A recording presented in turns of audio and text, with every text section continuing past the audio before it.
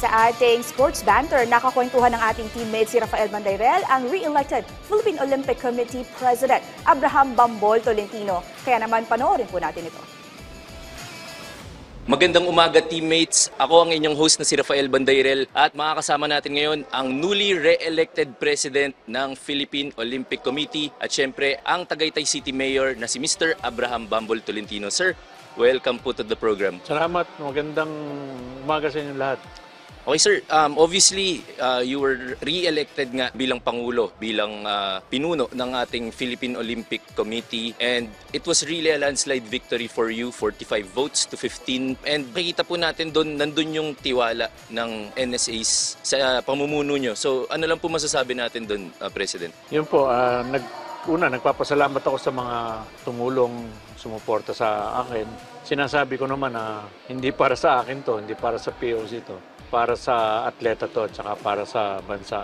So with that result, nagsalita na ang General Assembly na kung sino talaga ang nararapat. So binase siguro sa naging performance natin sa nakaraang 4 na taon. Yun po ang nun, ang resulta. Kaya po ganun ang tiwala nila sa inyong lingkod. President Bambol, I'm sure kinausap mo na rin po itong mga pinuno ng NSAs natin after your re-election. Pero can you just share with us po siguro kung ano yung sinabi niyo sa kanila when it comes to siguro nga yung pangalagaan, yung tiwala na ibinigay nila sa iyo? Yes, definitely.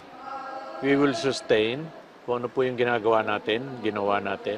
At i-improve pa natin dahil marami tayong lessons na natutunan, marami tayong challenges na dinaanan, no? Not only Olympics but all the international competitions, no? Starting ng magsimula tayong manungkulan.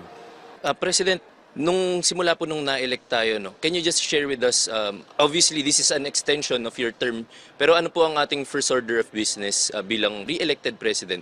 Kailangan maghanda tayo, medyo na-busy tayo dito sa eleksyon. Na-focus tayo pero marami na tayong dapat paghandaan. Kailangan makipag-coordinate na sa Philippine Sports Commission. By next year, after these holidays, marami na tayong isasabak na sa kompetisyon, no, international. Aside from the local competitions, importante yung mga international natin. As early as February, meron na tayong Harbin Asian Winter Games. Baka magulat kayo dahil winter, pero meron Pilipinong kasali po doon. No? Yung mga sasali sa speed skate, ski, curling, figure skating, isa po yun, no, sa dinidevelop at saka ini-improve natin. After that, pasok na yung, by next year, pasok din ng SEA Games sa Thailand. No? Then before that, baka pumasok po yung IMAG na nasuspend. The Asian Indoor Martial Arts Games. Meron pang e-sports sa Olympics, sa Saudi. Then after that, 2026, yung pong Asian Games. Malaki po ang responsibilidad natin doon, especially in basketball. Kailangan ma-defend natin yung number 1 in Asia. Yeah. Di ba? Baka makalimutan natin yun. So that will be 26 in Nagoya. Pero baka mauna pa pala yung Winter Olympics sa 26 sa Cortina, Italy, Milan. Then 27, another major pa rin. SEA Games ulit, Malaysia. 25, meron pa palang Asian Youth Games sa Bahrain. Napaka-jump pack po. Yeah, punong-puno ang 25, 26, going to qualifying na yan. Papunta na ng LA Olympics yan. So, everything will build up to the kaya LA by Olympics. January, let's roll our sleeves and first order business, focus on those international competitions. Nasabi nyo nga, President Bambol, yung inyong mga upcoming events and responsibilities para sa ating POC. Pero balikan lang po natin saglit ang naging performance ng Pilipinas sa 2024 Paris Olympics. Obviously, historically, this is the largest medal haul and ito yung historic first time na meron tayong double gold. Ano lang po yung assessment nyo sa naging campaign natin? What went right for our athletes? Kaya maliban sa mga nag-medal, marami rin competitive talaga ngayong Paris Olympics. So we need lots of exposures and training for this LA. Ang haba pa ng preparation, so kailangan samantalahin natin yung panahon. No? And with the support of different stakeholders and the government, of course. Lalo na siguro kung meron na kaming permanent office. So wala pa kaming, I'll push for that. No? Wala pa kaming permanent office na where we can have a meeting room, planning, etc., war room or what. So, very important po yun. Pero in the works na po yun, President. Yes, sana makapagsimula na uli kami ng negotiations through the Office of First Lady na matuloy na po yung after 100 years, wala pa pong permanent office ang Philippine Olympic Committee.